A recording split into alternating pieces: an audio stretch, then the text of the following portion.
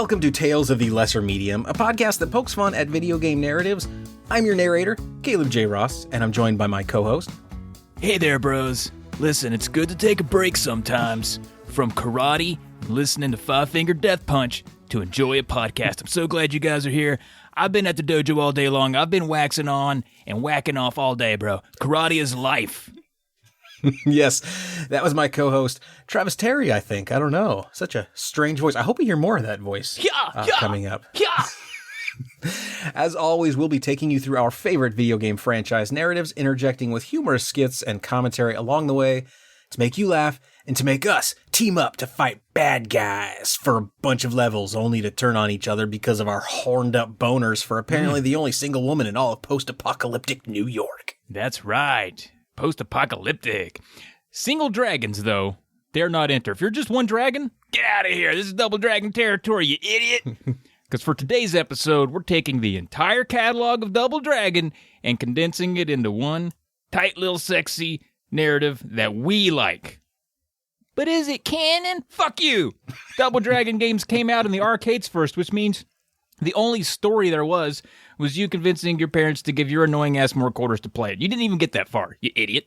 Did you even know the characters' names are Billy and Jimmy? Did you care that they were trying to rescue one of their girlfriends? You didn't. But we do care. Kinda. Why, coming in angry at the listener already. I like it, though. I like it because I agree with you. Our listeners are garbage. Today's tale will cover Double Dragon. Yeah, you said it. I'm just agreeing with you, man. That's what improv's all about. It's yes-anding. Yes, the audience sucks, and they really suck. Is that good? Is that a good... Did I add? I think they're mad, but you did good improv. Yay! Today's tale will cover Double Dragon. That one makes sense. Double Dragon 2, The Revenge. Also makes sense. All right. Double Dragon 3, The Sacred Stones. Okay. That also makes sense. Super Double Dragon. All right. Yeah, that's right. And Double Dragon 4. That one also makes sense. Okay, they all make sense. I'm not surprised. I shouldn't be. We've deemed the rest of the games in the series, including the Battletoads crossover, Double Dragon 5, Shadow Falls, and Double Dragon Neon, to be fucking unworthy. There's even more than what I just listed, and we're considering those super fucking unworthy, not super unfuckable. Wow. Although both. Probably that as well. But to really emphasize the implication here, by considering some games unworthy, we are saying others are, I guess, worthy, which itself is an unfortunate binary we forced upon ourselves here. So let's call the 5 games we'll be discussing worthy-ish, I guess. Worthy-ish. Worthy fuckable-ish. So yeah, we're taking liberties today.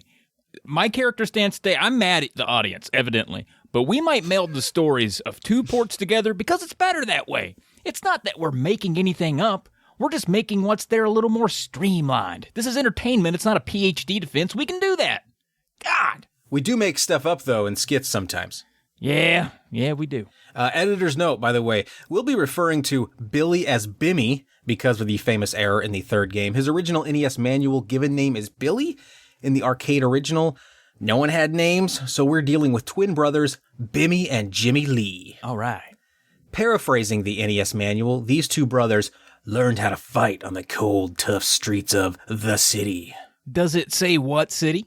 It does not. But we could go with just the city. That's where Dying Light, those games take place, and maybe the Double Dragon universe is the prequel to the Dying Light universe. I doubt it. Maybe, probably not. But the city is just not fun to say, so let's pretend Bimmy and Jimmy learned how to fight on the cold, tough streets of Atomic City, Idaho. A real city that really sounds like it could be in a real 1980s video game. Wow, have you been there? No, I have not. Okay. All right. Anyway, it goes on. Their expert knowledge of the martial arts combined with their street smarts has made them both formidable fighting machines. I see why you asked, because it's weird that I came up with that name out of the thousands of city names out there. Yeah, it's like you got an aunt out there or something? You got an uncle or something out there? No, I literally just looked up funny city names on the internets. Okay. And that one came up, and I thought it sounded good. Gosh, I wish I had I need to go now. I got to retcon this. Yeah, I've been there. It's great. It's really cool. I have an aunt there, by the way. Wow. I don't know if you knew that. Wow. Maybe that'll be the first stop on our Tales tour one day. We're coming to Atomic City. That's right. I'd do that. But, oh yeah, back to the manual. Sorry, got to get my manual voice on. Sure, get it going. But now Bimmy is faced with his greatest challenge. His girlfriend Marion has been kidnapped by the Black Shadow Warriors. Black Shadow is like part of their name. It's not a descriptor of the I see. gang. Okay. All The right. savage Atomic City street gang of the mysterious Shadow Boss. Using whatever weapons come to hand, knives, whips, bats, rocks, oil drums, even dynamite. Billy must pursue the gang through the slums, factories, and wooded outskirts of Atomic City to reach the hideout for his final confrontation with the Shadow Boss. Oh, man. I, for one, can't wait to find out who the Shadow Boss is going to be. Oh, me either. It's Jimmy, his brother. What the fuck? Spoilers, man. It says right in the manual. God damn. You know what? I knew that. I'm just doing a bit here. But yeah, we already have some narrative issues already. If two players play the game, then do you fight each other at the end? On the arcade game, you do. On the NES version, you take turns fighting a Jimmy-esque sprite, since that one does not have simultaneous co-op, which sucks. That's a really stupid design choice, but that's for a different podcast that doesn't believe in the kayfabe like we do. For our purposes, we're going to say Bimmy experienced the first Double Dragon campaign entirely on his own, a lone karate wolf out there on the mean streets of Atomic City. And then he ran into Jimmy, his brother, at the end, and then they fought each other. Nice. I'm on board. We're the kind of storytellers that'll spoil the story immediately. And then now you just got to do the ride. It's like a roller coaster. You got on where it ended. You knew where it would end up. That's an old Kurt Vonnegut writing rule, actually. He says, to hell with suspense. Don't keep them waiting. Give them what they want now, and then build upon it from there. And that's what we're doing. Maybe. I don't know. Yeah. The end's probably going to suck here. We're a bunch of Vonnegut's. In the opening scene, a gang member cosplaying as John Travolta from Grease walks up to Bimmy's girlfriend Marion, who is wearing her finest red dress and heels, while standing alone in the middle of the slums. And then this gang member just sucker punches her right in the gut as three of his closest gang mates stand by and watch. And she buckles in pain. He tosses her over his shoulder and then just walks away with her. What a Enter bastard. Bimmy. He appears in the same spot Marion was just assaulted. If he was going on a date with his fabulously dressed Marion tonight, which we assume he probably was, why else meet in a romantic slum? He really underplayed it because he's wearing a denim vest and jeans and knee-high cowboy boots. He looks like a rodeo clown sponsored by Levi's who lost his hat. He looks lost. He is pissed, though. He's really pissed about the situation, and so he marches down the street in the direction Marion was taken and kicks everyone's ass he comes across. Oh, yeah. At the end of the street, he strolls right into a factory and fights a gang mini-boss named Abobo. Abobo is a big, beefy guy with a gigantic, misshapen noggin. He ugly. Bimmy knocks him onto a conveyor belt that sends him to God knows where. It's very likely here that Bimmy has committed his very first murder. Hey, whoa. Chart that one up. 1. No, not fair. Hold on, Travis, okay? What? Conveyor belts, they go to all sorts of magical places. You ever seen luggage carousels at airports? I mean, they effectively go to tropical vacation destinations if you don't think about it too hard. There's a few cargo holds along the way, sure. And then there was that factory conveyor belt in the greatest walking simulator of all time, What Remains of Edith Finch, that goes from a tuna fish cannery to like a magical fantasy world full of cool sea dragons and brave knights, ultimately ending in a crowning ceremony that is, in real life, just a guillotine that decapitates the player character. So I guess all signs point to, Abobo probably got murdered. Two things there. One, I can't believe you took a Double Dragon opportunity to shoehorn your favorite game in What Remains of Edith Finch, but whatever. Also, we're not calling them walking simulators anymore. They're first-person exploration games. Walking simulators is their word. That's their term. I come from a long line of walking. Some of my best friends are walking simulators. I'm allowed to say it. That also sounds like just a mean thing to say about somebody.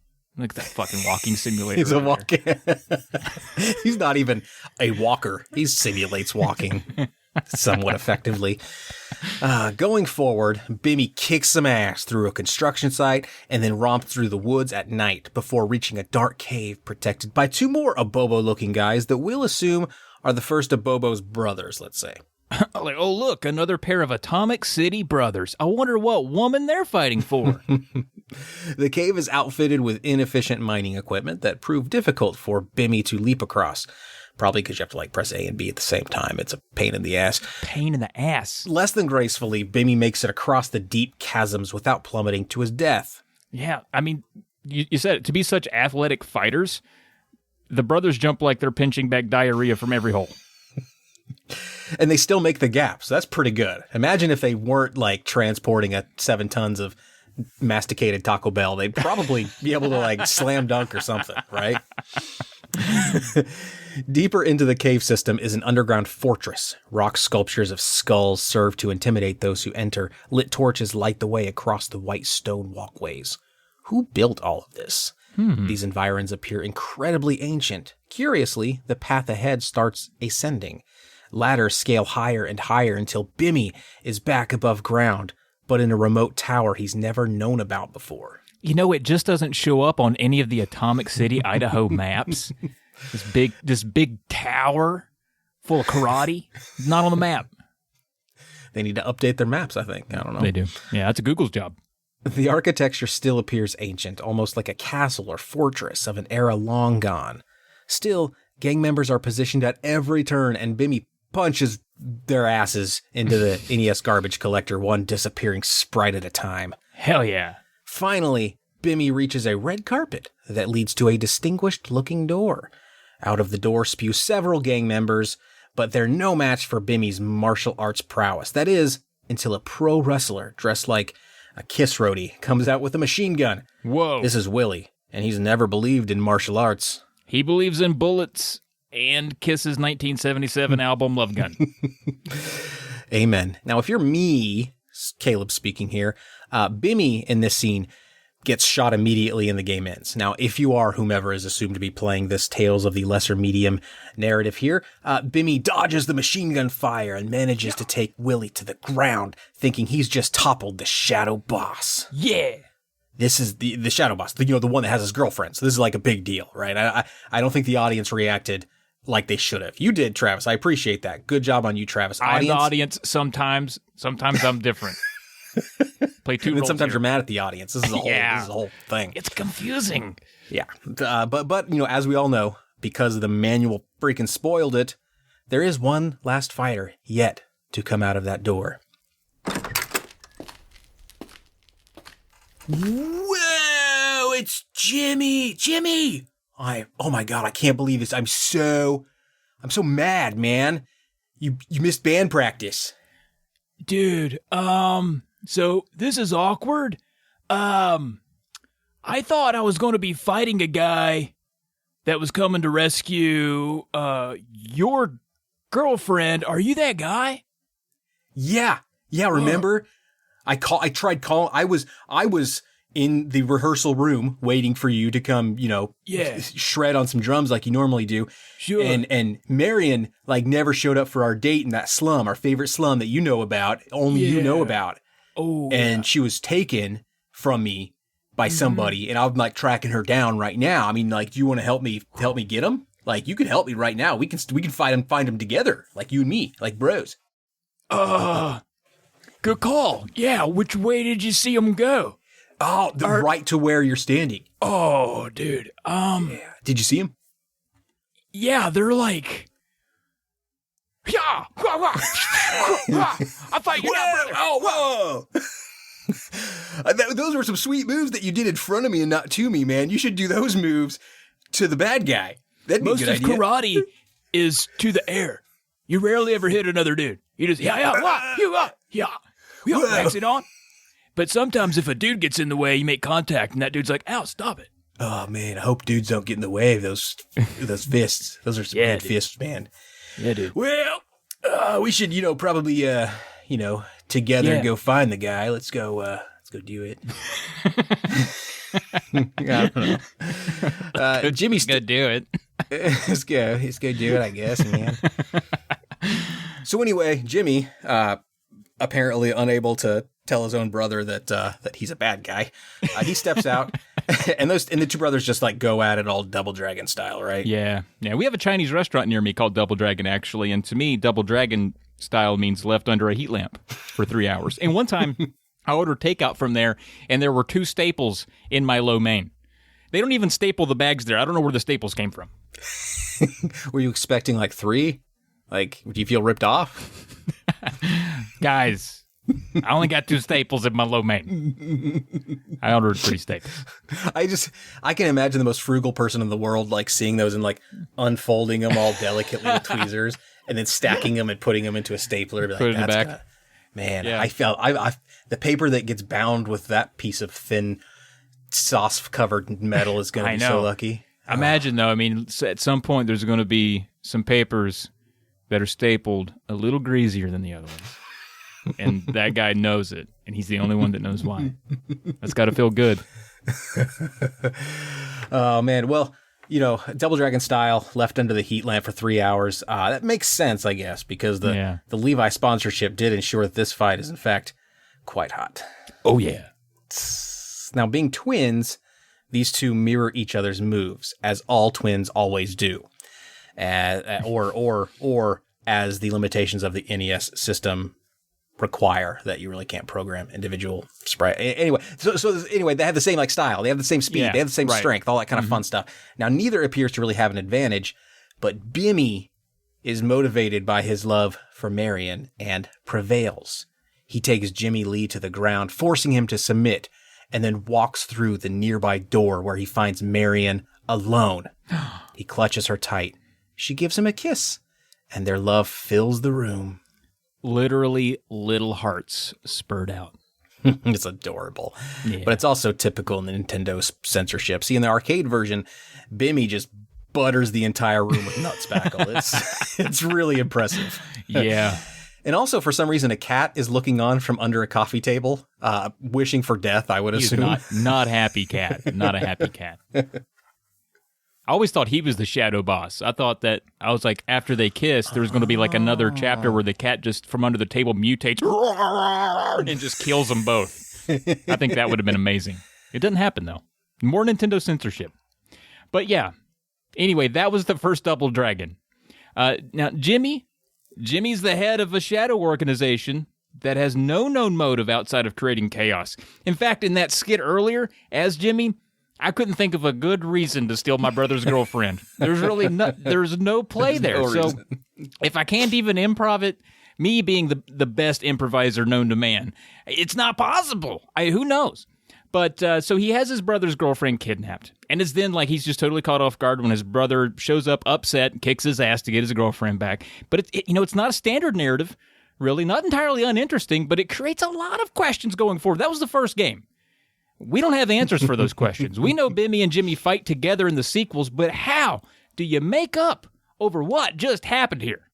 Man, we've been through a lot just now, like a whole lot, like way more than really two brothers should ever probably be. We shouldn't be talking right now. I mean, if we were going to our therapists like we should, I mean, they would tell us not to talk to each other ever again. But when I started the Nut Bungles, the band that I formed 10 years ago, I didn't set out to be only the best Southern California rock trio quartet, dig harp playing band in the lower Midwest Central East region alone. No! I wanted my brother there along with me as side co-vocalist. And I'm not giving up on that dream, man. Bro, you really made me sad here. Not only did you just kick my ass, but you've made me realize I've been a bad twin brother. You know, when we started that band back in Atomic City, and I was like, "Hey, Bimmy, a good name for this band would be Double Dragon," and you were like, "Shut up, asshole! It's the Nut Bungles." I was like, "Whatever, he's a dick." But I see now you were right. The Nut Bungles is a way better name. I'm sorry for bruising the uterus of your girlfriend and taking her to that karate tower that we didn't know about, and then having to make you fight me. I'm so sorry. I hope we can fight together. Dude, all is forgiven. Now let's get out there and show this world how we rock. But first, you gotta hit this high note, okay? Okay, bro. Do, re, mi, fa, sol, la, ti, do. Do, re, Jamie Fossilotino, That's the high note. Now, on to Double Dragon 2, The Revenge. Yeah, The Revenge. Double Dragon 2, The Revenge.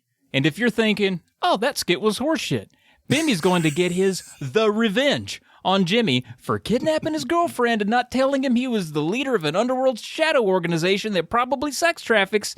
If you thought that, you're way off. Yeah, way off. They don't bring it up again. See, it turns out Marion admitted to Bimmy that she never really agreed with his Bitcoin obsession, thus putting the final pound in the wedge that had been driving them apart since they first met 3 days ago.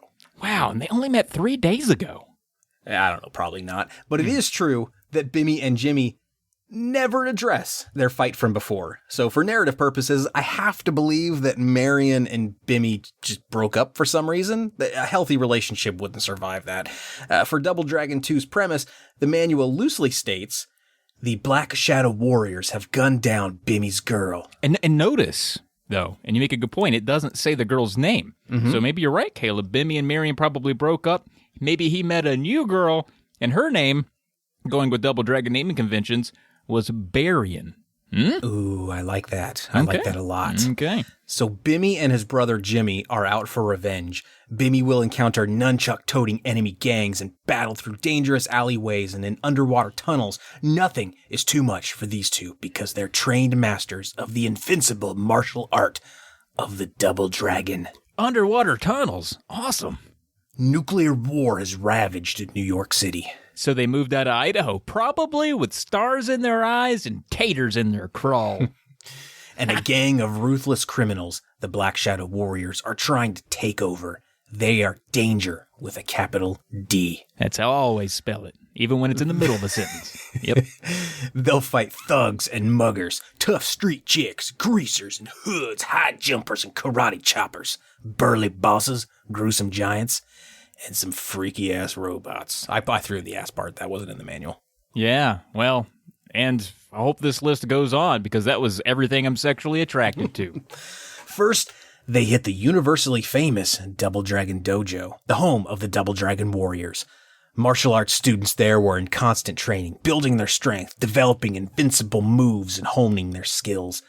But they weren't powerful enough or fast enough because somehow the Black Shadow Warriors managed to overcome every one of the men in training. And then they committed the ultimate crime. They gunned down Bimmy's girl, Marion.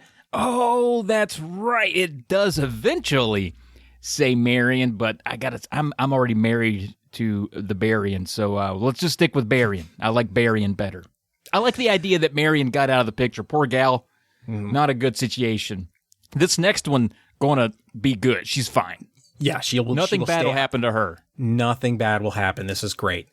So only Bimmy and Jimmy are left to take on the entire army of the Black Shadow Warriors and push them out of the city and follow them back to the source of their operation, where their leader is, so they can avenge Barian. End of manual read. So Bimmy and Jimmy hit the ground running in New York City. They climb a bunch of buildings, kick all kinds of apartment-dwelling ass, until they finally get to the top of a skyscraper, where they encounter a helicopter that drops more bad guys on them. They fight the ass off those bad guys with punches, kicks, punch kicks. One of the bad guys introduces himself as Burnoff. Himself. That's actually kind of nice. Hi, I'm I didn't catch that Burnoff. yeah. Hi. What are you two fellas doing? You look angry. You look upset. Remember that voice, because I might want to ask for that a little bit later. So this guy introduces himself as Burnoff and tells them that the helicopter is going to a special location. It's going to meet my brother Jernoff. So buckle up. He's swell too. Or it might be going to crash, because you know how helicopters are. Yeah. They kick the shit out of Burnoff. Oh, which seems sad. I feel like we're missing some motivation there, but What did I do? yeah, absolutely nothing, Burnoff. Like, you were fine. These guys are kind of assholes. I'm on your side, Burnoff. So anyways, they kick the shit out of him, and they follow the helicopter to where it lands, and they kick everyone's ass there, and then they get on the helicopter. Yeah, and it's, for this helicopter, it's not clear if the pilot knows that his chopper just got hijacked by Bimmy and Jimmy, but they hop on and fight dude after dude while the helicopter ascends. They even kick a dude out the side of the chopper and down to his death. If the pilot doesn't notice the helicopter losing about 200 pounds of bad guy ass every few minutes, he's no star pilot. Well, I mean, I don't know. Maybe he is. It could be star as in Resident Evil star, because if so, based on the first 4 episodes of Tales of the Lesser Medium, which, listener, you should go listen to, not knowing about helicopters, not knowing how helicopters work sounds exactly like a star pilot. Good point. It's always good to plug the podcast you're listening to, you know? It's always good. I heard about this new podcast, Travis. You want to hear about it? The first 4 episodes are fantastic. Yeah. Yeah. They, I would say when they get to like the 4th or so season, especially the smaller episodes about the NES games, God, they suck. Like you could skip those ones. Yeah. Don't listen to those ones. All the rest of them, though, pretty early good. ones are okay. Yeah, they're all right. Oh, good. Evidently, the star pilot has no idea of the fisticuffs he's illegally transporting. He flies them to a mysterious island where an undersea base is located. They aren't swimming or anything. It's just metal tunnels that we're supposed to believe are underground. They tried to sell us on, quote, underwater tunnels in the manual, but these are just tunnels. At least they don't have windows, so you can't see any fish or anything, so, don't get excited. God dang. At the end of one of the tunnels is Danny Trejo, and as is typical, he's not happy. He is wearing acid-wash jeans and no shirt because even bad guys have laundry days. Yeah, and then Bimmy stabs him to death. Oh. Once out of the tunnels, they enter an area known as the Forest of Death. Bimmy says, "Where does this path lead us? We've got no choice but to go on, though. This is the way to certain death." The Forest of Death is appropriately named. There are large cliffs easy to fall off of, deep rivers easy to fall into, and black shadow warriors easy to fall in love with. I'm just kidding. They're falling all over the place because Bimmy and Jimmy are kicking their asses off of said cliffs, and where asses go, bodies tend to follow. Let's go ahead and put that on a Tails t-shirt. I love it. At the end of the forest, can the image that's on the t-shirt just be like one of our butts that's been dipped in ink and then pressed onto it? So it has kind of an abstracty kind of feel, and people are like, "What is that? I don't know what that is." And they get really close to look at it, and in your head you're thinking, "That's hilarious. You're that close to my beehole." Good. I'm glad you agreed to that. At the end of the forest is a giant machine doing God only knows what. Bimmy and Jimmy climb their way to the top, yank out the driver, and beat his ass to death. Wow, and I think that guy was just on his tractor planting corn. Delicious corn. Next, they enter the Mansion of Terror. Jimmy says, "Where in the world are we? There's evil In the air." And it's like, well, you just murdered a farmer. I think you guys are the evil. You're roaming psychopaths. Man, Burnov is just developing a whole afterlife army of people ready to support him and comfort him and help him out. The Mansion of Terror is in fact terrorable. This Japanese-style structure is full of disappearing walkways, a clock tower climb where Bimmy and Jimmy have to leap onto big rotating gears and cogs, and of course, there are lots of baddies around. At some point, the brothers reach a dojo-like area. The Double Dragon logo is printed on a mat, and an ornate door stands in the background. The first challenger is clearly Vince Neil, lead singer of Motley Crue. He's wearing purple pants and has shoulder-length, dirty blonde hair. And he knows a lot of dang karate. Bimmy and Jimmy double dragging his ass with heavy doses of roundhouse kicks, uppercuts, and knees to the groin. Once he goes down and becomes Dr. Doesn't Feel So Good.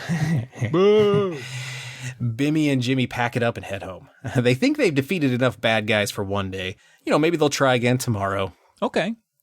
Later that night, Bimmy is sleeping in his bed after a long, hard day of karate and murder when he has a dream that Barian is still alive. Which is weird that motivates him, because isn't that kind of the thing he assumed about Barian from the beginning? Yeah, well, maybe it was a horny dream. Ooh, one of those. Yeah. Those will motivate you to do it. Those will motivate you in some weird ways. I've gotten plumb out of my bed and gotten 2 pears and a banana off the nightstand and had a time. You can be motivated.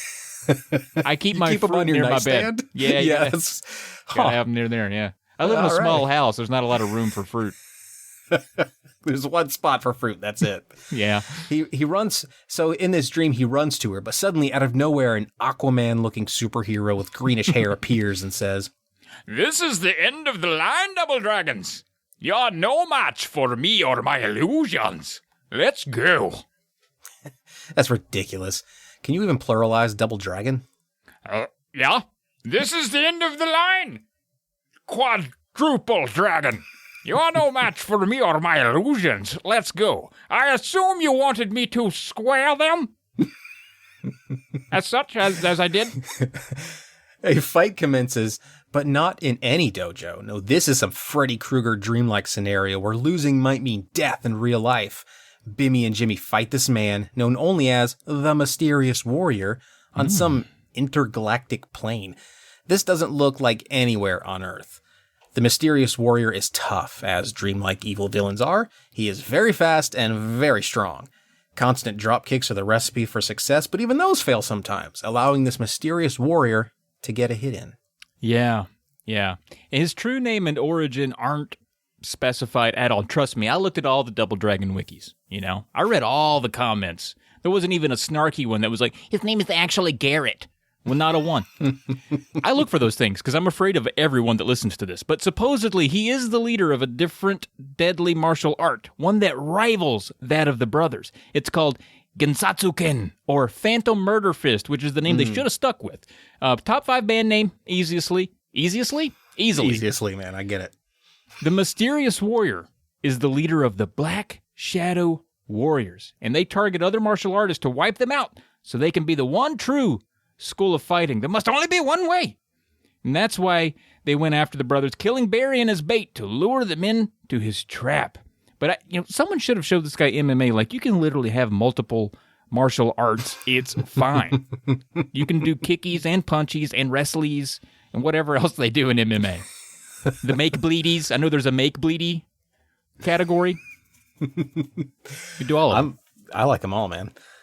The room shifts from the alternate dimension dreamscape back to an ornate dojo. It appears the brothers have been transported here from their own sleep. The fight goes on, and on, and on, until finally, after one squarely placed knee to his face, the Mysterious Warrior slumps to the ground. Falling to his back, he utters a final message. It appears our battle is finally over. But I will leave you with the legend of the shadow. If the illusion spreads, the evil will live again. But if 2 dragons soar through the sky, an angel will fall back to earth. He mimes this for 30 whole seconds. Falling back to earth. Soon I will die, and you will join me. Farewell, quadruple dragon. I'm laughing at my own joke because it's really double dragon, but I did the math earlier. Anyway, I'm dying. I like that. I like that he kept his joke. A deathbed monologue is always best with a joke. Based on all of the deathbed monologues that I've both been a part of and caused, jokes are important. Part of and caused.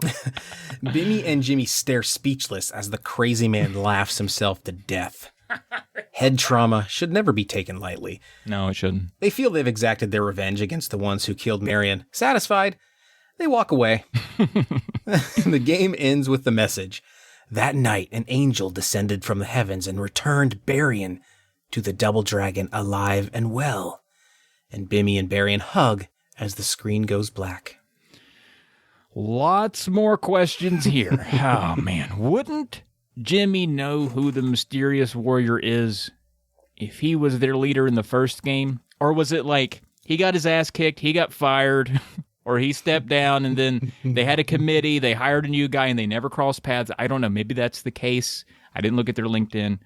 But we're also getting people out of bed and transporting them to fight now. I mean, no thank you there. I don't know that this is a Freddy Krueger scenario, but it kind of became one there for a minute. And now we have the forces of good and evil at play, with angels sending dead people back to us. Like, I'd have been fine if Barian died. We could have had Larian next. Caleb and I are pretty crafty. We could have done a Carrion. That's even a good video game. We could have done a Darian, know? Yeah. I think that's it, though. Yeah, we're just going to stick with Barian the whole time. It'd been too confusing otherwise. But, what happened to just rescuing your girlfriend from street thugs? The age-old tale of the modern damsel in distress. That would have been fine. We had to get fancy with it. This is unraveling fast. What could possibly be next? I think it'll probably get pulled back into reality, right? Okay. So next up, Double Dragon 3, The Sacred Stones. Ah, fuck! Yeah, now it would be typical for us to make a joke about sacred stones referring to testicles, so we'll do just that. Hey, what do sacred stones refer to, huh? All the testicles they kick while doing their dragon karate. Oh, man. No. It's the sacred stones refer to like some ancient magic bullshit. I don't know. We'll get to it. Ah, okay. Well, first it's worth noting that the game was called Double Dragon 3 The Rosetta Stone in arcades, but we're going to go with the NES title of Sacred Stones because we can do that. And probably because the developers must have known that the Rosetta Stone is actually a real thing that helps researchers transcribe languages, which would have made an equally awesome game had a translating language game taken place in the Double Dragon world. I mean, can you imagine learning a new language with Bimmy and Jimmy as your instructor, with like Bimmy just like saying the thing and then Jimmy trying to like interpret it. So it's like the audio is like part 1. It's like, man, if you guys like, if you want to like, Dude, no way that horse will let you try that. okay, that's a good one. That's good. There's no way. Hello. Oh, isn't half. And then you do the, like, when you roll around in it. I think you said hello. Is that Elmer's glue on your mouth? That's a good one, too. All right. Yeah.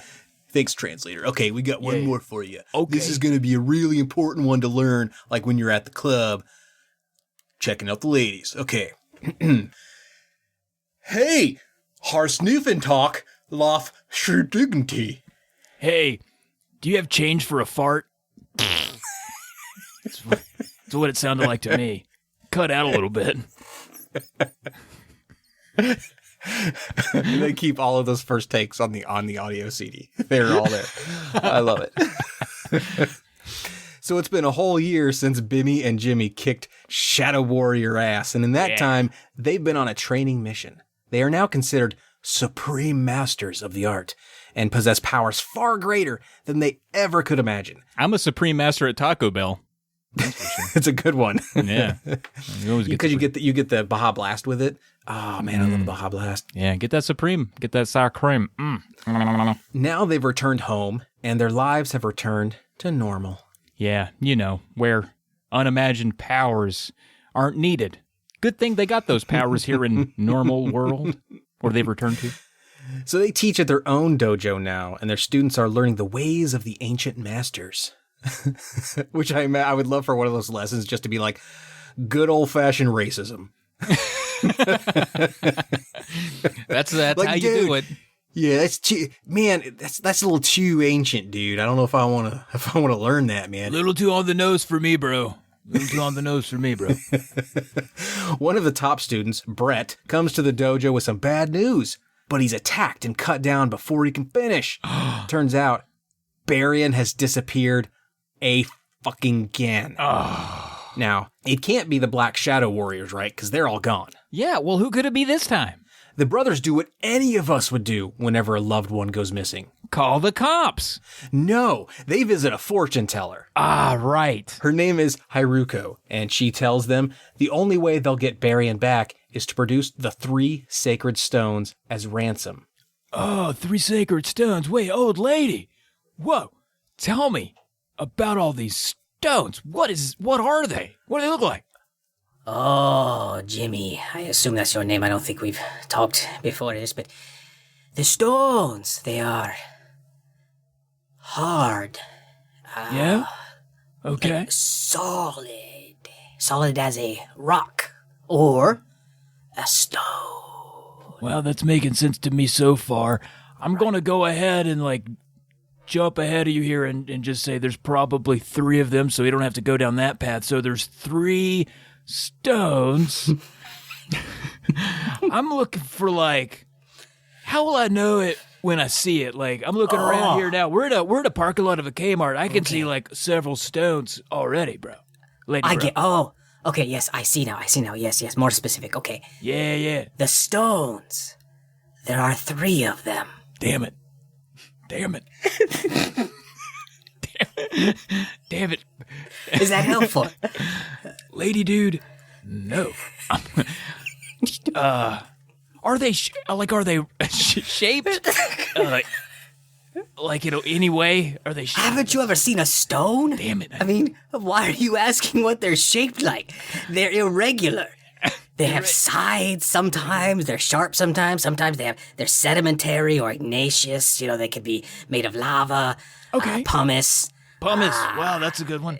Never heard of Yeah. that. Okay, just real quick before we part here, because clearly we got to go. Sacred. What makes them sacred? Yeah. Oh, great. Oh, they're sacred because they have special importance to some religious ceremonies. Okay. All right, we're going to run with this. We're probably going to need you to stick around because I don't think you told us much.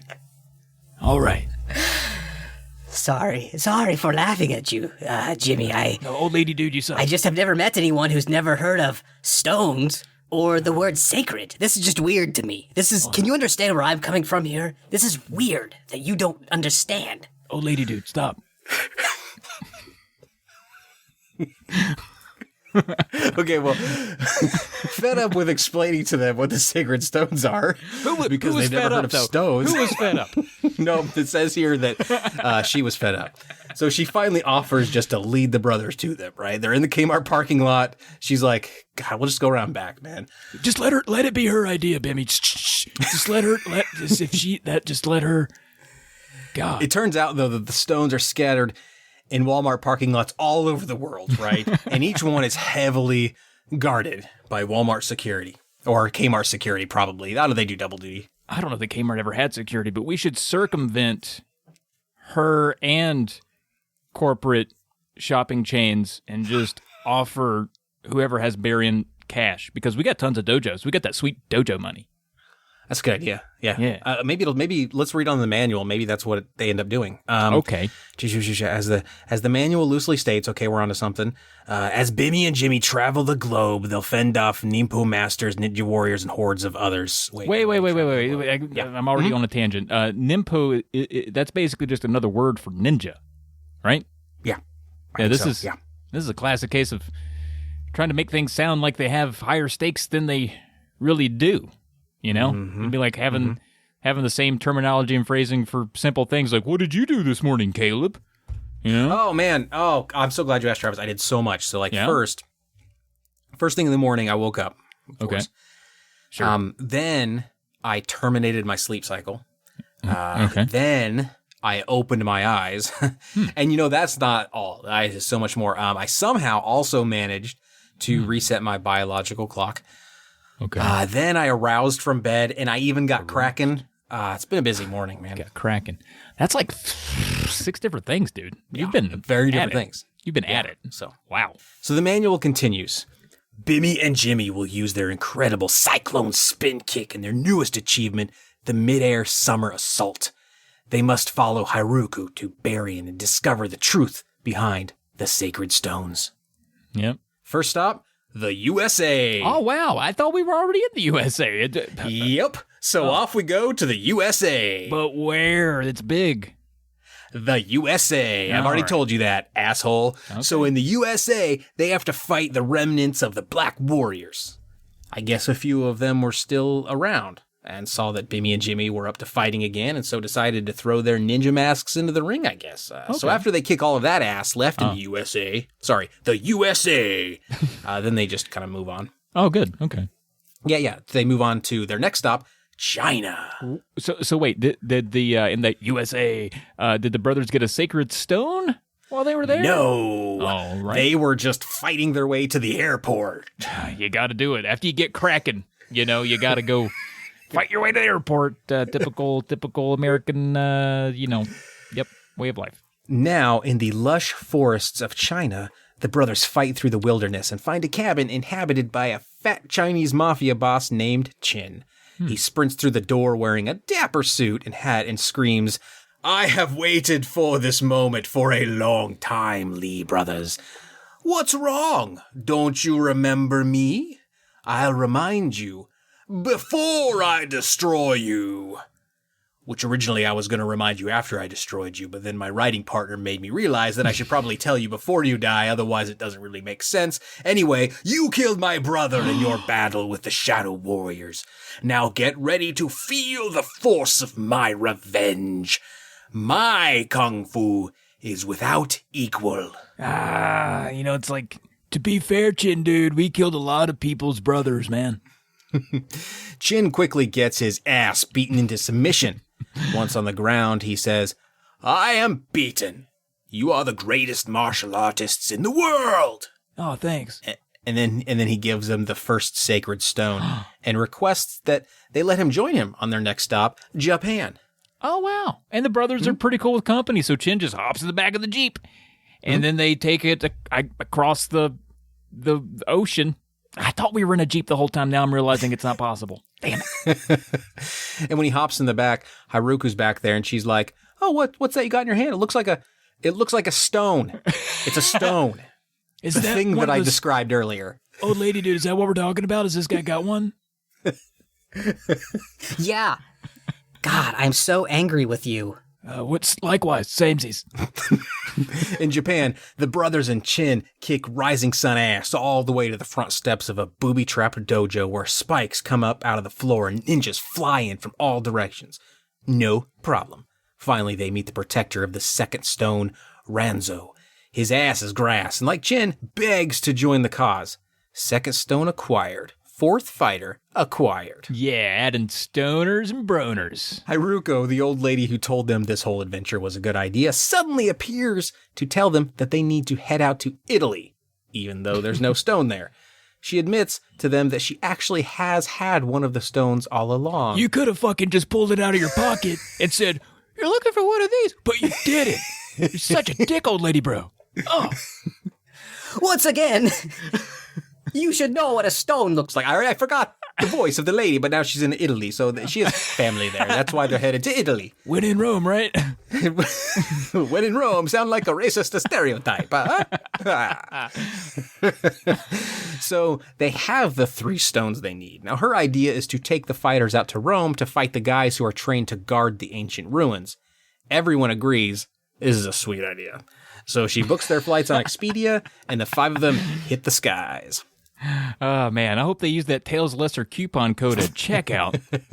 Yeah, they probably do. And when they get there, like, Chin demands a different meal than what he ordered during the ticket purchase, and he refuses to give up his window seat so a mother and child could sit together, and he asks for an extra pillow and a free rum and coke all before the plane even takes off. It's a whole fucking deal with Chin, man. Classic Chin. In Italy, it's a lot more the same, except all this ass being kicked ends up littering a lot of tourist sites like the Colosseum and the areas around fancy Roman statues. It's a shame. After all that needless offshoot to harass and harm people simply doing their jobs, they head off to the deserts of Egypt, where Haruko tells them that the sacred stones need to come together in order to release Barian. Oh, okay. Desert ninjas are just all over the place in Egypt. But the brothers and their 2 new pals keep their cools and plow through ass after ass after ass after ass. Finally, they get to an ancient pyramid and enter through a door at the base. Wow, pretty sure they don't have fancy sliding doors at their bases, or they would have been much less mysterious throughout history. After a trek on the inside, they reach an area fit for fighting waves of martial artists, and sure enough, through the far door come fighter after fighter, each with, surprise, an ass to kick. So they each have their own skill set, their own weapons, and their own defenses. Yeah, well, in other words, heading up to Rome for a spell to kick some innocent ass for practice might not have been a bad idea after all. These are the toughest foes yet, but of course, the dragons and their crew kick ass until no more ass comes through that ass door. Yeah.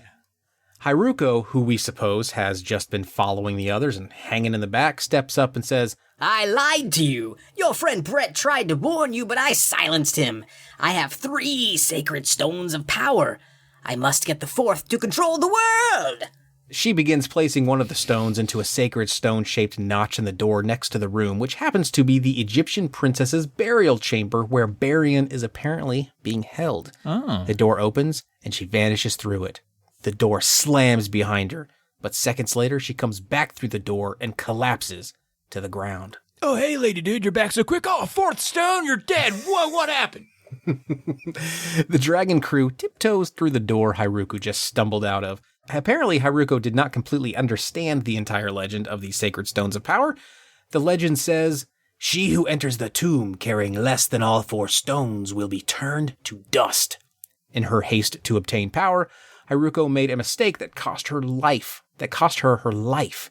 She entered with only 3 of the stones and died. So where's the 4th? Yeah, well, guess we can't go in there. We might all die exactly like she did, as we still only have but 3 of the 4 stones. Best stay out here. Right? No, Oh, we're not going to do shit. that. Okay. Yeah, it doesn't really matter because the door to Barian was actually just left open. So without any fear of turning to dust. Oh, is that what matters? The door was just still open. There's like a... Yeah. Once the door's open, the seal is broken, and all of the evil fog inside of the pyramid has leaked out, and it's been dissipated enough that it's reached a level where it's no longer toxic, you know? Oh, well, that's helpful. Yeah, typical mummy magic stuff. Cool. So without any fear of turning to dust that they should have had, to be fair, the 4 fighters simply just walk inside, and they don't die, so I guess they weren't wrong to just be all cavalier about it. Apparently the curse only extended to whoever attempted to open the door first without all 4 stones. It's a very specific curse. God damn, it really is. It also says at the top, it says she who enters the tomb, so maybe 4 dudes walking in, no big deal. Right. Or sexism has been a problem for millennia. That's also probably part of it. Yeah? I'm catching a lot of issues in this narrative, to be honest with you. There are, however, pissed off mummies in here, so the dragons get to kicking some ancient wrapped ass. Finally, the cursed princess arrives. It's Princess Noriam, or Marion backwards. Wait, so should we be calling her Noriab? Huh? Noirab? No, I'm too lazy to keep that in my head. Yeah, same. Still beautiful, but clearly possessed, she hovers around the room, shooting fire from her palms and teleports around the room, occasionally bursting into whipping flames. Bimmy, Jimmy, Chin, and Renzo fight possessed princess ass until she submits. At that moment, the spell is lifted and Barian reappears as herself, unharmed. Aw, she lives to see another day. Well, that's good for her. You know, at the end of the game, we get some future outlooks on the characters. It says that Bimmy and Jimmy continue to spread their martial arts teaching around the world. And Chin went back to China to master Kenpo, and he's still friends with the Double Dragons. And Ranzo, he went all the way back to Japan in that Jeep and resumed being a ninja. He's in line for the Emperor's throne. They all look like they're doing pretty well on LinkedIn. I checked it. Oh, you should congratulate Chin on his murder anniversary. Now to Super Double Dragon. Here, Barian is described as a beautiful policewoman who is also a student of Kung Fu and part-time assistant instructor at the Double Dragon martial arts training school run by Bimmy and Jimmy. Oh. She was investigating some illegal narcotics activity when she disappeared while attempting to infiltrate the ruthless criminal mob we all know as the Black Shadow Warriors. God damn it, Barian. First, the dragons need some answers, so they head out to Las Vegas to play the craps tables and see if this no-gooder they know named Steve has any information. They make their way to Steve's suite and tell him they're looking for Barian. Hey, Steve-O, bro. Hey, Jimmy, and Bimmy. You look like you're not gonna talk much there, Bimmy, but that's okay. Hey, where's the girl? Where's the the hoo-ha, the one with the gammies? Oh, yeah, you're probably talking about Barian very rudely. Yeah, that's what I do. I'm a sleazebag. Sure, which is why we came to you first. First of all, I want to commend you on running, like, a real nice, skeezy casino. Like, I've been stuck to most of the things in here so far, which has been great. Thanks, man. We just had our guy re-stickify everything. Yeah. All the stripper poles are basically, they double as they double as mouse traps and fly traps and, vagina traps. Yeah. All the things you need for a successful casino, really. I noticed most of that, yeah, bro. Hey, now that we're past the greeting stage of this awkward proposition I'm about to hit you with, have you seen a girl that looks very missing and might be burying. Oh, Bear. Oh, this is well. This is really awkward. You're telling me that you lost Barian. But you told me that like last week. Remember? You said you came to me and you said, "Hey, we lost Barian. She got punched in the gut by a thug or something like that." Yeah. So where is she? I guess I didn't update you on that, bro. Yeah, we found her then. Yeah. Oh, good. Where is she? Bring her out. This is great. Yeah, that's the kind of thing. Yeah, we fought like a whole thing, and there was a bunch of guys. We fought them, kicked a bunch of ass. You know how we do. She's missing like again, bro. Wait, what? Yeah, we lost her again, bro. Like, did you retrace your steps? We did. Where was the last place that you put her? Kitchen, and then we walked out of the kitchen. Right. And she was like, because she's a cop now. I don't know if we told you. Yeah. Oh. So she probably has skills to save herself this time, right? Well, that's what we're hoping. Okay, good. Okay, but she's a cop now. But yeah, we've completely lost Barian again, bro. And you're the skeeviest guy we know, Skeevy Steve, bro. So yeah, you got to know something, bro. That's the name that all my closest friends call me affectionately, and I in no way hate. Sure. Yeah. Let's. So yeah, Barian, do you know? I do. I don't know where she is now. She's not here. When I get unstuck from this couch, I'm gonna fucking kick his ass. They do kick his ass, even though Steve is a martial arts expert. The dragons just whip his ass hardcore, and they get no information out of him, which is a shame, really. I love Steve. I mean, not really. I just love his voice. Dejected, though, they decide to head back home to New York to regroup. But they run into trouble at the airport. It seems the Black Shadow Warriors are coming to the dragons this time. So they're forced to fight all through security and even out to the runway where jumbo jets taxi all around them. And finally, a giant angry dude named Jackson emerges. Jackson is a former heavyweight boxer who actually looks more like a WWE wrestling legend Shawn Michaels, but wielding two big katana blades. It's sexy and sharp. The dragons aren't intimidated, and they take his ass out right there on the tarmac. And then they board the first plane back home and take a stroll through Chinatown. Yeah, as you do. Hey, I don't know. The motivation behind where they go in this game is just more like, where do the developers want to draw? We had some old bridge assets. We could work that into a Golden Gate scenario. It could happen. In Chinatown, the dragons are seeking out the Chen brothers, who teach martial arts at a downtown dojo named Duke's Dojo. No relation to Chin from the last game, by the way. The Chen brothers declare that they are the real Double Dragons. Suing them. Bimmy and Jimmy, of course, take offense to this, and they beat one to death in his office and chase the second one to a balcony, where they toss him over the railing and to his pavement-bouncing death. Oh, man, was any of that necessary, though? Not at all, no. But we did learn that Duke, for whom that dojo is named, is the new leader of the Shadow Warriors, and he's been taking over lots of other dojos by force. So we're just mad at him for being an aggressive entrepreneur. Also, where the hell is Barian? We're just beating people up in dojos. Oh, so they do search for her. Oh, finally, starting now they do. Oh. And so they head out to San Francisco to find Duke's house and ride on top of a semi-trailer for several miles, fighting bad guys until the truck crashes into a building just beyond the Golden Gate Bridge. I'll be damned. They march through nearby slums, then head up into the mountains and traipse through dense forests before reaching a dirt road. Here they meet a mysterious fighter named Carlin, who claims to be Duke's gatekeeper. Man, lots of traipsing. Life before Uber was really different. Very little is known about Carlin other than it said he has a special technique called Death Leg that is very powerful. The only death and legs he encounters are the ones delivered to his ass by two brothers on a dusty road looking for a very unlucky woman. Yeah. Sometimes I get death leg if that shit falls asleep and then I try to stand up. It's probably not the same thing, though, but I get that. Finally, they reach Duke's mansion and ascend its many floors, all while fighting the asses off of Duke's many henchmen. Eventually, the mysterious Duke reveals himself, and instead of wearing all black with sunglasses like mysterious men tend to do, Duke looks like Fabio, dressed as a caution sign. And Bimmy and Jimmy kick his ass right in his own living room. Fuck yeah, take that, sexy caution sign guy. After his defeat, the game shares the text, "After Duke and the Shadow Warriors were eliminated from the town, Bimmy and Jimmy have not been seen. Oh, no. But their heroics will live on forever as the legend of the Double Dragons. While that says a lot of nothing, it also says nothing of Barian. Oh, no. So we'll assume they kicked everyone's ass and didn't find her this time and went into hiding out of embarrassment brought on by their failure. Sure. Oh, I mean, that's logic. So, well, you know what?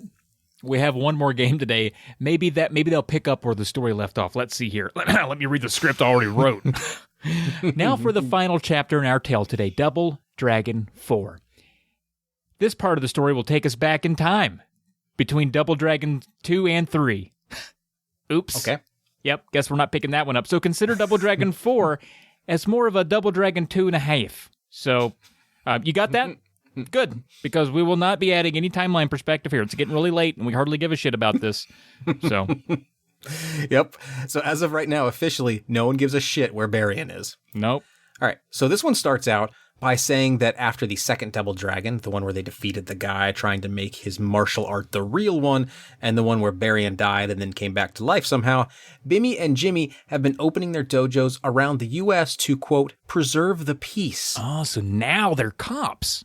No. Oh. So one day, Bimmy and Jimmy are driving through the desert on their way to one of their West Coast dojos when all of a sudden they spy a vehicle coming up behind them super fast.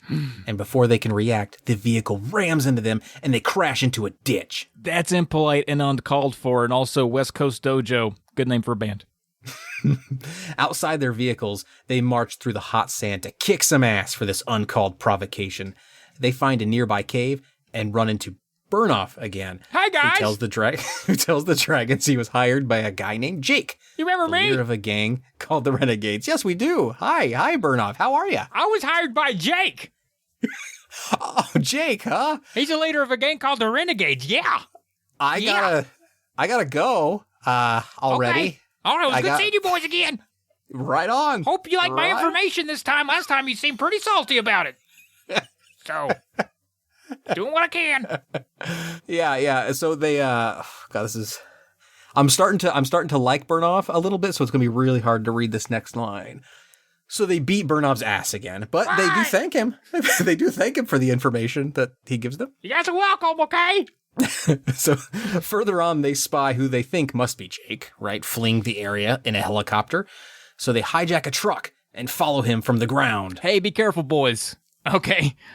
Those fucking things crash into the ground. Let us be the first to tell you here on Tales of the Lesser Medium. You gotta be leery of a helicopter if you see it flying around. You ever seen a bee and you're like, I'm afraid the thing's gonna land on me? You should be thinking the same thing about a helicopter. It actually might be safer to chase a helicopter from a helicopter, so it's less likely to hit you. Don't chase it from the ground. Not in a video game. Well, it's going to get to the ground eventually. You know, I mean, it's gonna crash, so they'll get there. Later on the trip, they find a guy named Mason who shares even more information about what's going on. And they beat his ass pretty good, and he tells them that since some guy named Willie is dead, Jake has taken over the West Coast territory. And Jimmy says, You guys defeated Willie? and Mason says, Yeah. Thanks to you guys taking down the Black Warriors. to which Bimmy screams, "You bastards!" Thanks for that, Bimmy. That was nice. Yeah, I got your back, man. You want me to say it? I can say it like again. Like maybe he didn't hear me. You bastard! Did you guys hear that? You did? They're nodding. They heard both. Okay. I think were they they heard both. were they intimidated by it? Can you ask him that? Nod. They're nodding, yeah. They're intimidated. Yep. Wow, man. I Good feel so job. good about myself. Good job, Beta Bro. Good job. Yeah, so My action item from this meeting is I'm going to say "you bastards" a lot more. So get ready for that. Thanks for the vote of confidence, bro. Yeah. So, well, to clear that one up for people, so by beating up the Black Shadow Warriors, all these other times, well, especially because this is, I said I wouldn't give any context, but in the first two, it's 2.5, and 1 and 2, all Bimmy and Jimmy did by beating up the Black Shadow Warriors was make it easier for this new gang, the Renegades, to rise to the top of the evil shadow organization. So, interestingly, Bimmy actually defeated Willie all by himself. He was the one dressed as the Kiss Roadie wielding a machine gun. So I guess the Renegades say like, hey, Willie's down. Let's go take over the organization. And so they, They snuck in. Took over the Black Shadow Warriors. Now they're the Renegades. Does that make sense, everybody? Good. All right. Good, I guess? Or bad, I guess? Something new. Something new. All right. So pissed off, the brothers head to a nearby casino Jake likes to frequent to scout the joint and blow off steam. They kick everyone's ass in the establishment for good measure, and then find Jake, who they savagely pound to a pulp. Through a bloody mouth, Jake tells them he's ordered his henchmen to find and kidnap Barian. Meanwhile, a gang member does find Barian hanging out in the street, punches her in the gut, slings her over his shoulder, and walks off. This time, the brothers weren't around to see where she's been taken to. Man, and again, Bimmy wasn't even close by to rush out in the street, just as they left with her out of view so he could go chase down their ass. The brothers are clueless this time. Ugh. Oh, and man. probably he would shout, "You bastards!" at him if he saw him, right? He Probably. Good job, little bro. That one was a little better. Yeah. I'm improving. I know I keep calling you little brother. We are identical twins, but man, your personality's super weak. I get it, man. I get it. I'm totally with you there on that. Yeah, it makes sense.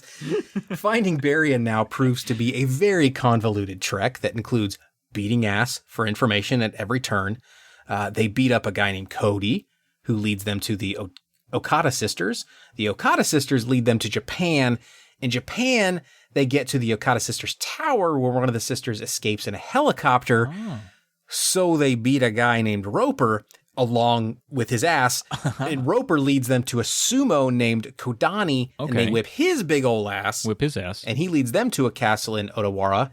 At the castle, they fight an older ninja named Ashita. Okay. Once his ass is satisfactorily beaten, he takes them to the Okada sisters' private villa, where Bimmy and Jimmy find a trap door to the basement. Aha!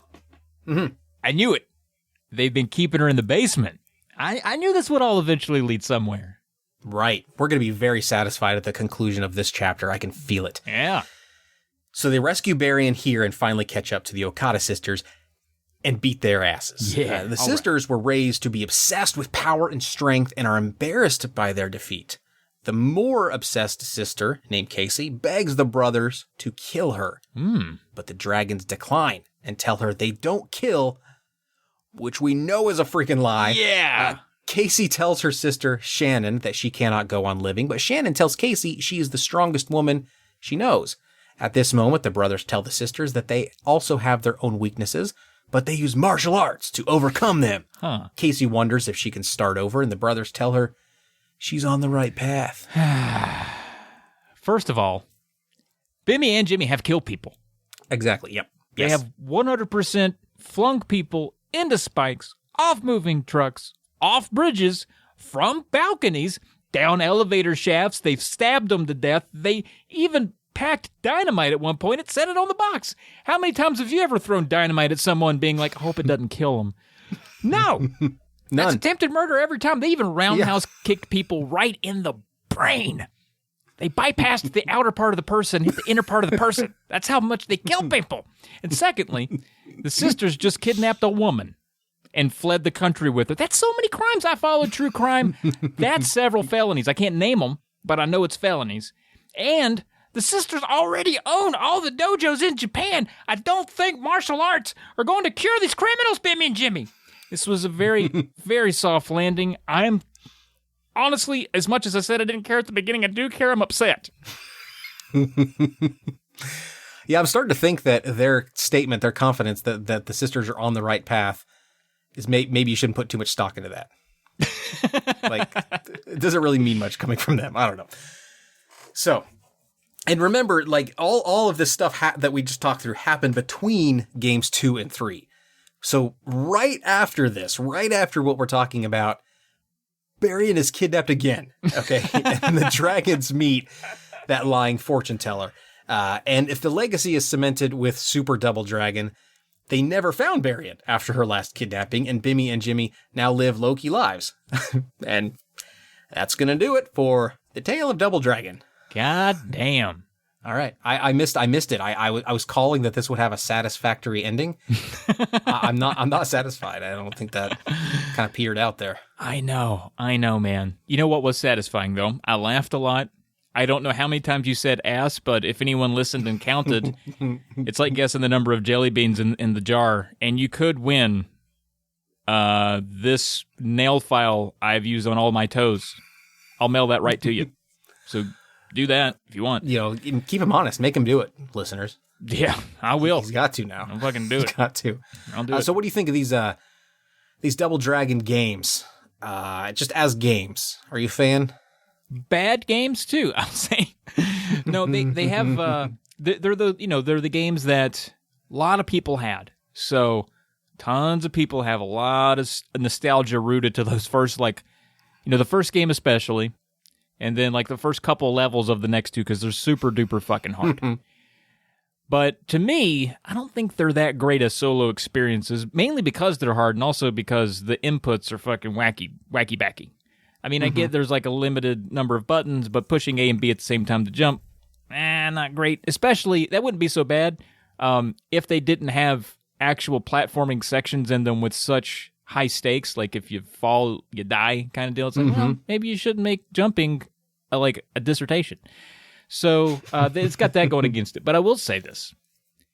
I've had some of the most fun in my life, and some of my best retro gaming memories came from the 3 Double Dragon games. And they're recent memories, because I wasn't skilled enough to beat these as a kid. I'm not even skilled enough to beat them now. It took a lot of practice. But I got a buddy. His name's Mickey. He would come over, and we would practice these. So we got a taste for it. We played the first one, and we have to take turns with that one. And we got through it in one night. We were like, that's not so bad. Let's play Double Dragon 2. Let's take them all down, bruh. And we did like a chest bump. And he was like, well, I got to go. It's late. So I was like, that's cool. Yeah, we don't got to do it right now, man. And so he left, and then we started scheduling it. He came over, and we're like, damn, this game's hard. So we're like, all right, next time, let's just take off like a Thursday. You come over early. We'll take all day. We'll take a paid vacation day to just go at it. And so he brought over, he had like a lunch pail that was kind of dented, like he does construction. He's a programmer, but I don't know where he got this lunchbox. But he comes over, like he's ready to do some blue collar work. He's got some tight denims on, and he has like a measuring tape. Like he's going to like put up scaffolding. I'm like, bro, we don't need that. I know we're going to work. So anyway, we start practicing it all day long. And this is Double Dragon 2. That's a hard one. And we finally beat it by like 5 p.m. We're like, damn. We did the high five, freeze frame in the midair. It felt so fucking good. I felt like we worked really hard on that one. We made the mistake of not appreciating that victory for long enough. It was like, yeah, all right, sweet. Let's move on. Let's take on 3 right now. And I don't think we got out of like the first room where Brett gets murdered. We were like, I don't know how you beat these guys. It's stupid. It's fucking hard. And so we didn't get to ride the high for very long. We were immediately kicked off our own horse. And like, fuck, now we're going to have to take off like another day to do this. I don't know why we didn't save it for the weekends. So we do the next one, and this one is harder, and it takes all around the clock, practicing, taking breaks, watching speed runs, watching, like, damn, I don't know how they're doing this shit. And it's like in the evening, and Jake, former podcast co-host of Polykill, comes over like 8 p.m. He's like, what are you guys doing? He's like, oh, wait, Jake. Playing Double Dragon 3, brother. You don't want in here. Can I play? No. We're too skilled now. We've been at this since 8 a.m. He's like, it's Wednesday. Al? It's I thought it was Tuesday still. Like, we've been going for a while. But we finally beat that one, too. And I remember 2 grown men in their 30s, one with a sleeping baby upstairs. We're trying to be a little bit quiet with our celebration. After that last, it goes black and white when you beat the final boss, and just clutching and just hugging and holding one another for a solid minute, like, we did it, brother. We did it. And that was my favorite memory until COVID. So Double Dragon does have a meaningful impact for me and this guy that I don't talk to anymore. Wait, so COVID is a good memory for you? No. It was my last good memory before COVID. After that, we weren't allowed to hang out at each other's houses and play Nintendo anymore. So, because the way you phrased that was my favorite memory until COVID. But when COVID came, COVID became my favorite memory. Well, that's awesome. So it was all worth it. It was totally worth it. All of that time, all think that so. sweat, blood, sweat, tears, and sweat. I mean, sometimes when you earn something, even if it's terrible, it feels good. It's weird how the brain works, right? Isn't it weird? That's evolution for you. It Yeah. keeps you going, even though realistically we should all be dead long ago. Yeah. Well, I did a long diatribe about Double Dragon that was overblown. What is your experience with these titles? I suck at it. I hate them. That's fair.